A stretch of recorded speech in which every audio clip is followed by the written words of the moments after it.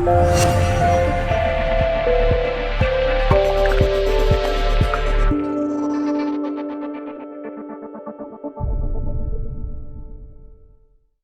on that note, it is the moo-moos, and they are the last one. And let's see if I can moo-moo this with flying you out.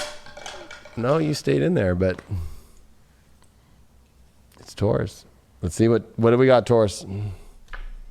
You got the Queen of Cups upright. All right, Taurus, you were indefinitely, woo! You were in that loving, emotional space, the space of nurturing, and she wants to go bake some cookies right now. I don't think Toll House was around when she was around, but this is a great card. I mean, this new moon's in your 5th house of love, so this is the love new moon for you, the once a year love new moon. So love's a big deal for you right now, Taurus. What are you doing about it? It's time to put your emotions on the table. Your challenge that you did get is Virgo, overanalyzing it, or maybe your world is not, you think, in the right place, but maybe the whole issue is that, you know what, your reality sucks, so you need some beautiful energy and love to come and change it. But how you project that out emotionally too, you have to be careful. Like, if it looks too messy in yourself, then it's not attractive. So I think that this is you having to, instead of overanalyzing the emotions, analyze your presentation of the cleanliness and how you've got your life together or not in just simple forms. Not like complete form, but just like the basics of how you show up, right? Like, you did get the 10 of Cups upright, which is the best card pretty much in love. So you got the Queen of Cups and you got the 10 of Cups. Like, I mean, that a lot of this is about your reality, though, is the challenge to have this ultimate great love life story. Or that, you know, you feel that you're required to stay in some sort of, the best way to put it, especially because it would be Virgo, and we are in a Virgo new moon in your 5th house, it would be like some sort of, I'm required to do this because this is the right thing to do, because it's like the most, you know, I feel like there's an attachment in your reality that you feel that you must do even though you don't need to. And that you're overanalyzing that choice. Like, I am required to be that kind of Puritan state. Like, there's a Puritan state even though it's chaotic. The Puritan state that maybe you're trying to hold on to, or you don't even want to do it. Like, don't be a Puritan for something that doesn't feel pure to you. Intention. And that's the thing, is I think that what is the intention? That has to be defined. So when you define the intention, there's nothing to overanalyze, because at least you've got the intention of the love, that the magical love and the nurturing and the feeling and that emotional capacity that would be there. But without the intention, it's just analytical fucking nonsense. And so when you get clear on the intention of what you want, and clear on the intention of your needs, and clear on the intentions of what that beauty looks like to you, it's very clear to see what's going to happen. You pulled that Queen of Cups because you got the 7 of Wands upright. So you want not just this great emotional capacity that's nurturing back, but also that will fight for you just as much as you would fight for it and hold that ground. 7 of Wands definitely has that higher position on the mountain and holds down. And it is kind of that love where it's like, I don't care what anybody says.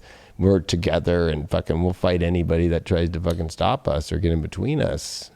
So there's definitely a very passionate love thing that you're looking for. I think that with Mercury and Libra in your 6th house, those square the 9th, and now that Jupiter's opened the doors in the 9th again, direct, I would say that there's tons of opportunities, but you have to figure out what changes that you need to make in your life to let those opportunities come about so you can fight for it. Because maybe you're trying to fight for things that are not advancing your life forward at all right now in the balanced state that you want to be.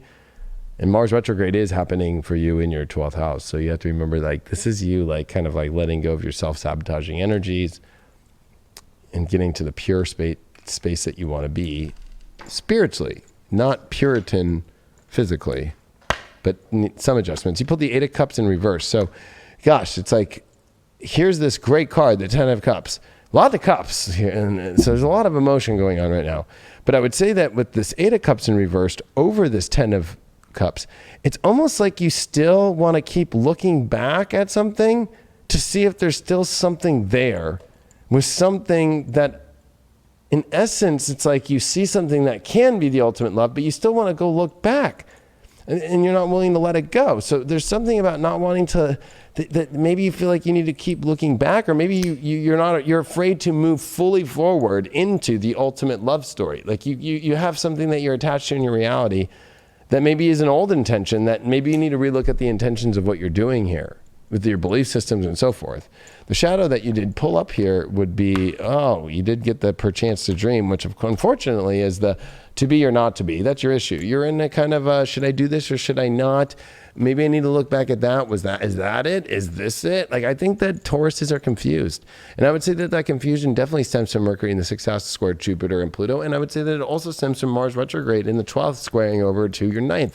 That you're in a place where you don't really know what exactly you want to do when the beauty is there, and you have to cut out the things that are not beautiful and the not beautiful things about yourself.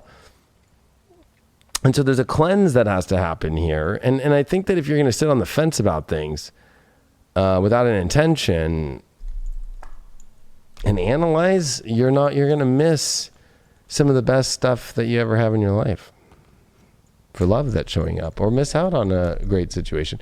Maybe there's somebody that, maybe you dated them, or maybe you saw that, but maybe it's time to finally go back and rehash it with them too. That could be there too. Like, maybe you haven't figured, maybe it just wasn't the right timing, and you were in that space and now you're ready to get out of that space, but don't go back and then pull that again. Because there's something saying that you're not ready to go fully forward until you look back at something. I'll pull one more card for you with that. 3 of Pentacles in reversed. It was almost like something wasn't able to be created, even though there was great ideas about it. Maybe it was never attempted fully.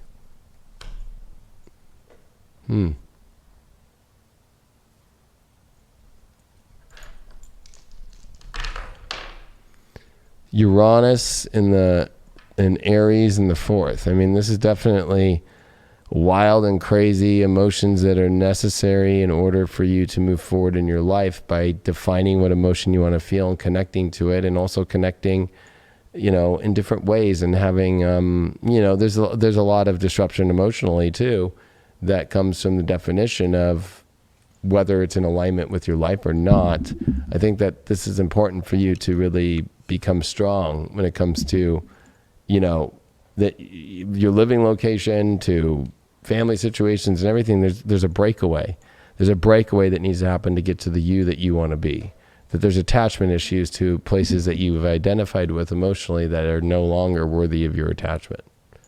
And also to detach from things that you thought and that you identified as maybe that were there, but they have proven to you not to be. And maybe there's things from the past that you identified with that was your ultimate way that you kind of detached with, and maybe that you need to go back and understanding that detached emotion better and see what's there.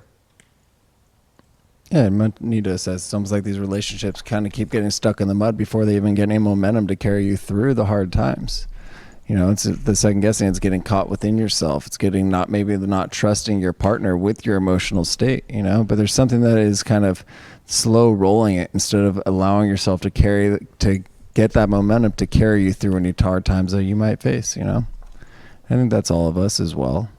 Sometimes we second guess, say, oh, maybe not. Maybe this individual is not right for me, instead of actually letting it flow and actually getting to know the individual and getting to know the aspect that they are. Maybe there's a little shield up on their part too that we're not necessarily seeing, that's kind of holding them back as well, because they're second guessing you. So, you know, just let that momentum carry you through, baby. I think it's a lot about showing up. Yeah. Because that 8 of Cups is almost like not wanting to show up. And I think if you're trying to look backwards, it's not like at an ex-boyfriend or girlfriend or husband or wife. It's like somebody that you maybe tried something with, but that's not everybody, right? Like, I'm saying though that, this is setting the intention, and stop over analyzing your life of, like, you have the intention of what you want in a relationship. So go fucking do it. Like, don't be a little, I'm going to call Tauruses little moo baby cows. Like, you're afraid to be milked. Like, you're not going to make it on the production line. They'll put you on the steak line instead.